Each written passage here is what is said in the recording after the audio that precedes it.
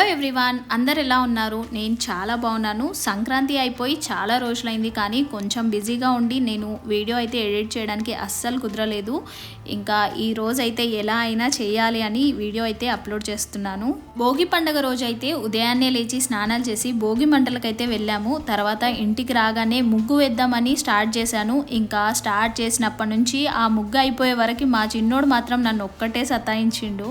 వాళ్ళన్న మాత్రం సైలెంట్గా కూర్చుంటే చిన్నోడు మాత్రం చూడండి ఎలా చేస్తున్నాడో. ముగ్గు మొత్తం కింద పడేశాడు, ఇంకా చేతులకు అంతా మూసుకున్నాడు. వద్దని ఎంత చెప్పినా అస్సలు వినట్లేడు. ఇంకా అటు ఇటు తిరుక్కుంటూ ఆ డబ్బా కోసం అయితే చాలా ట్రై చేశాడు.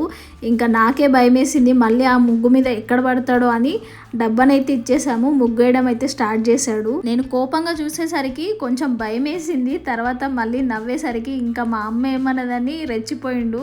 ఇంకా నాకే చెప్తున్నాడు, తర్వాత వేయమ్మా నువ్వు ముగ్గు, నేను వేస్తా అని చెప్తున్నాడు. అప్పుడు నేను అంటున్నాను అనమాట, పండగ అయిపోయిన తర్వాత వేయాలా అని. ఈ ముగ్గులు వేయడం ఏంటో కానీ ముగ్గేసినప్పుడల్లా మా చిన్నోడితో నాకు బాధ మాత్రం అస్సలు తప్పదు. ఆ ముగ్గేసినప్పుడు కూడా నేను ఏమేమైతే యూజ్ చేస్తానో అవి కూడా యూజ్ చేసి వేస్తాడనమాట. మళ్ళీ నాకే చెప్తాడు, అమ్మ నీకన్నా బాగా వేస్తామ్మా అని చెప్తాడు. చూడండి ఆ రౌండ్ ఎంత బాగా వేసాడు. గంట సేపట్లో అయిపోయే ముగ్గుకి మా చిన్నోడితో కలిసి వేస్తే పండగ అయిపోయినా కూడా మా ముగ్గు వేస్తూనే ఉంటాం అనమాట. అట్లుంటుంది మనతోని. ఇంకా నేను ఏ కలర్లు యూజ్ చేస్తే ఆ కలర్స్ కూడా అడుగుతాడు. నేను వేసిన ముగ్గులో ఫస్ట్ రౌండ్ వేసుకున్నాను అనమాట. అది చూసి ఈ 2 రౌండ్లు అయితే వేసుకుంటున్నాడు. నేను ఒకటి వేస్తే ఆయన 2 వేస్తున్నాడు. నేను అనుకున్నది ఒక ముగ్గు, ఇక్కడ వేస్తున్నది ఒక ముగ్గు అనమాట. మా చిన్నోడు పక్కన ఉంటే అసలు నేను ఏం వేస్తున్నాను కూడా నాకు అర్థం కాలేదు. ఈ ముగ్గు అయితే నేను కృతిక్ వాళ్ళ స్కూల్లో రంగోలీ కాంపిటీషన్లో వేశాను. నాకు 2nd ప్రైజ్ అయితే వచ్చింది. ఇప్పుడు అదే ముగ్గు వేశాను.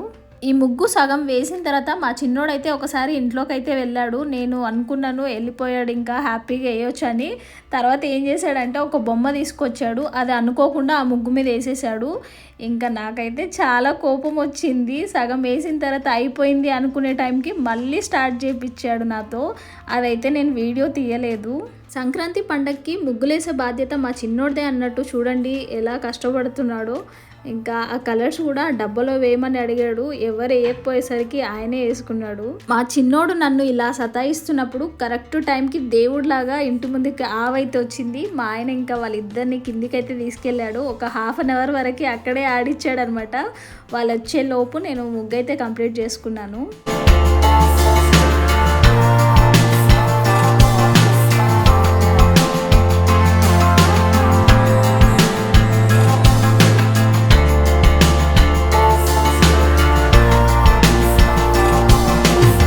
మా ఫ్రెండ్ వాళ్ళైతే కెనడా నుంచి మాకు కొన్ని చాక్లెట్స్ అలాగే గిఫ్ట్లు అయితే పంపించారు. ఫస్ట్ అయితే వాళ్ళు ఇక్కడ బెంగళూరులోనే ఉండేవాళ్ళు. చాలా ఎంజాయ్ చేసేవాళ్ళం వాళ్ళు ఇక్కడ ఉన్నప్పుడు. ఒక 6 months బ్యాక్ అయితే మా ఫ్రెండ్ వాళ్ళ డాడీ అక్కడికి వెళ్ళారనమాట కెనడాకి. ఇంకా పండగ రోజే బెంగళూరుకి వచ్చారు. ఇంకా మా కోసం తెచ్చిన గిఫ్ట్లు అయితే అంకుల్ తీసుకొని వచ్చారు. మా చిన్నోడు మా కృతిక్ అయితే ఫుల్ హ్యాపీ అయ్యారు. ఇంకా మా చిన్నోడు అయితే ఫుల్ ఎక్సైటింగ్గా ఉన్నాడు. ఏమేమి ఉన్నాయి లోపలని అన్నీ ఓపెన్ చేసి చూస్తున్నాడు. మా చిన్నోడు పుట్టక ముందుకే వాళ్ళు కెనడాకి వెళ్ళారనమాట. అందుకే మా చిన్నోడికి శశి ఆంటీ సురేష్ అంకుల్ అంటే ఎవరో తెలీదు. తెలియకపోయినా తెచ్చిన చాక్లెట్లు అయితే ఫుల్గా ఎంజాయ్ చేశాడు వాళ్ళ అన్నకి ఇవ్వకుండా. మరి ఇంకా మళ్ళీ తర్వాత చాక్లెట్ ఆంటీ అని పేరు కూడా పెట్టాడనమాట. వాళ్ళకి కాల్ చేసి thank you chocolate aunty, chocolate uncle అని అంటున్నాడు. చాలామంది నేను వేసిన రంగోలీ డిజైన్స్ చూసి రంగోలీ వేసినప్పుడు నేను యూస్ చేసిన డబ్బాల గురించి అయితే అడిగారు.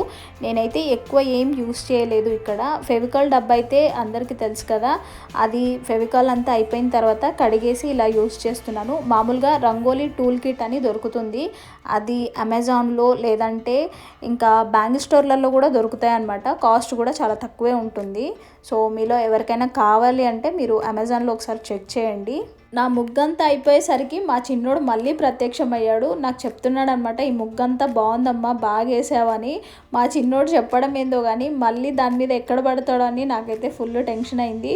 తర్వాత నేను గొబ్బెమ్మలు అయితే పెట్టాను, రేగుపళ్ళు అలాగే పువ్వులు వేశాను.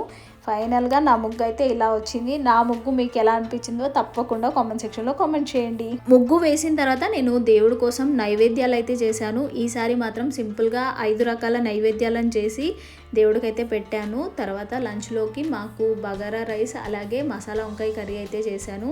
లంచ్ ఫినిష్ అయిన తర్వాత మా పిల్లల్ని కొద్దిసేపు పడుకోబెట్టి ఈవినింగ్ అయితే వాళ్ళకి భోగి పళ్ళకి రెడీ చేశాను.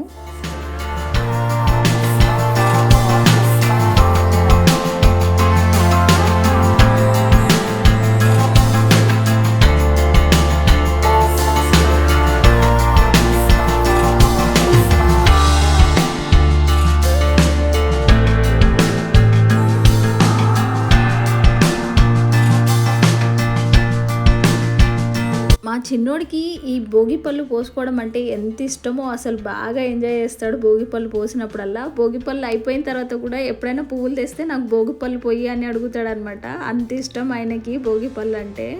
ఆ పువ్వుల్ని అలా తల మీద వేస్తున్నప్పుడు మా చిన్నోడికైతే వర్షం పడుతున్నట్టు అనిపిస్తుందంట. వర్షం పడుతుందని అరుస్తూనే ఉన్నాడు. ఇంకా కింద పడ్డ పువ్వులను కూడా వాళ్ళ అన్న మీద ఆయన మీద వేసుకొని బాగా ఎంజాయ్ చేశాడు. ఆ రోజైతే ఒక 1 అవర్ పాటు అలా ఆ పువ్వులతో ఆడాడు. తర్వాత ఆయనకు బోర్ కొట్టిన తర్వాత అప్పుడు తీసేశాను.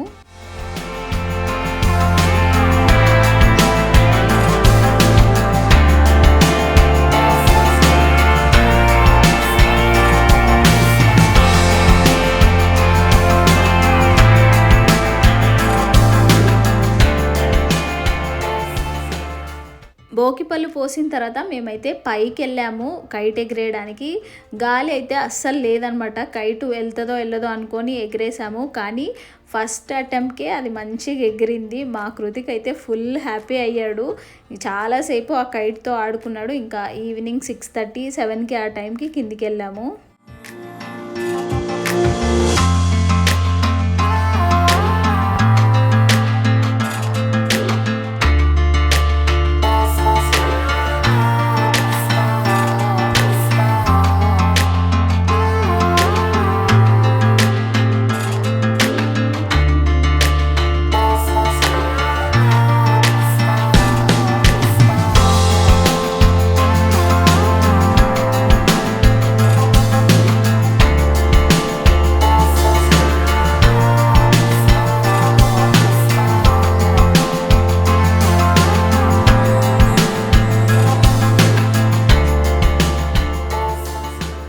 పండగ నెక్స్ట్ డే అయితే మా కృతిక్కి ఎస్ఎఫ్ఏ ఛాంపియన్షిప్ రన్నింగ్ రేస్లో అయితే సెలెక్ట్ అయ్యాడు. సో దానికోసం మేము వెళ్ళాలన్నమాట.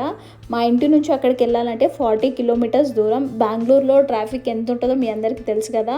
సో మేమేమనుకున్నామంటే పొద్దున్నే లేచి వెళ్ళాలి, ఇంకా లేట్ అయిపోతుందని మార్నింగ్ 5 o'clock లేచి రెడీ అయిపోయి 6:30 వరకు బయలుదేరాము.